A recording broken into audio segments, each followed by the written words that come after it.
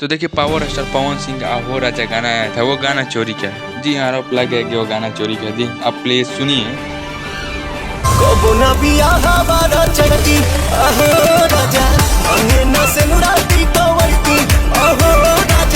नहुआ में पापा बनी जइहो आहो राजा मोदी में बाबुआ खेलइहो आहो।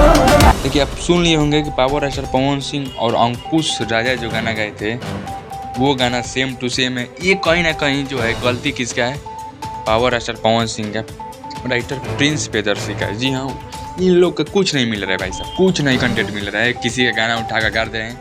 ये गाना 10 और मतलब जान लीजिए कि साल भर के भीतर ही गए हैं, मतलब 3-4 महीना पहले ही गाना गाया हुआ है और वो गाना जो है लिख दिया। जी अपना राजा जी का गाना आया था, आंसू भैया लिख दिए थे, मतलब आशुतोष तिवारी लिख दिए थे। इस बार प्रियांशु सिंह लिख दिए, प्रिंस प्रियदर्शी लिख दिए। जी हाँ, हो राजा जो हाँ आपके अंकुश राजा गा दिए वो गाना लिख दिए। बताइए आहो राजा अब किस पर चोरी के लिए इल्जाम लगी जाए? नाम किस पर उठ खराब हो गया? पावर स्टार पवन सिंह का। कहीं ना कहीं पावर स्टार पवन सिंह का नाम खराब करने पर लग रहे हैं सभी राइटर।